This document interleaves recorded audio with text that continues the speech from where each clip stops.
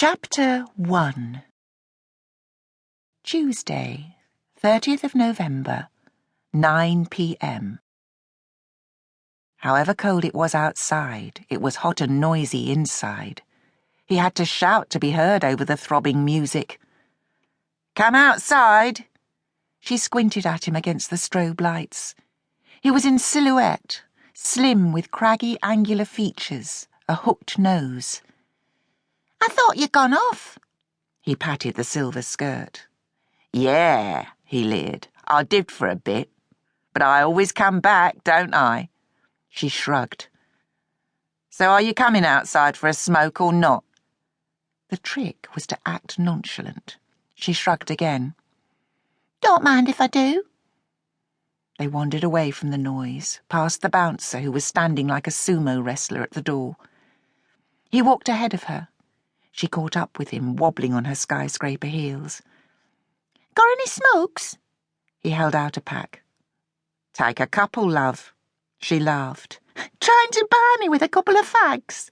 He laughed too. "Not likely, love. I don't put your price that high." She bunched her fists ready to fight, and he laughed again. "Only joking, darling." "Yeah, right." His eyes scanned the car park. "Let's go somewhere a bit more private." "Yeah, and?" He looked closely at her. "How old are you?" "Old enough." "Old enough for what?"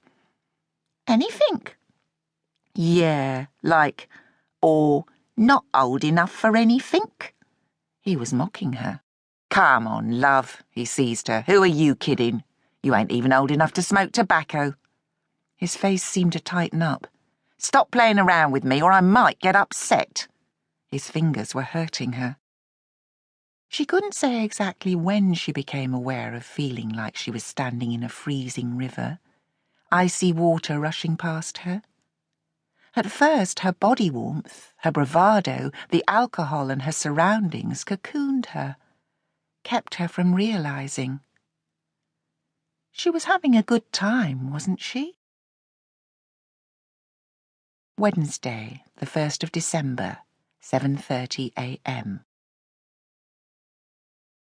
She was still angry with him, slamming the car door behind her and grumbling all the way as she drove gingerly along the icy road.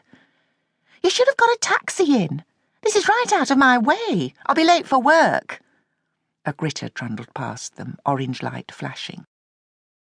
It spattered gravel across the windscreen, so she had something else to grumble about, apart from the fact that her screen wash was frozen solid. "Bloody gritter," she said. "Damn thing will scratch my paintwork, flinging stones out like that." She peered through the windscreen, then shot him another venomous glance. "And all for a night out with the lads, eh, Steve?" He sat silently, nursing a sore head and exploring the fur and roughness inside his mouth, hating the smell of his alcohol-laden breath.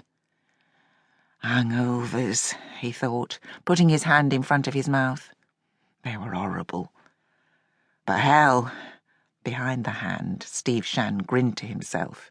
He didn't want Claire to see. It had been a hello of a good night. The totty had been there in full force, ready and willing.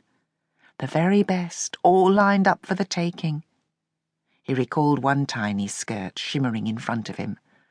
The girls had been so friendly, so available, so drunk. He grimaced and recalled shimmying down on the dance floor alongside that very same skirt, hands everywhere they shouldn't have been, and almost groaned. Nights out with the boys. He wouldn't give them up for all the Claires in the world. "Drop me off here," he said. She responded sourly. "Oh, the unpaid chauffeur. Certainly, my lord." "Don't be silly," he said, impatient with her. "Leave it, Claire." But she couldn't. Forced on by jealousy and anger, she pursued him into a corner. "And who were you dancing with last night?" His answer was a deep, regretful sigh, so she supplied the answer herself. "Some cheap little tart." He looked across at her, really looked at her, and could see that in a few years she would look just like her mother. Her mouth was thin.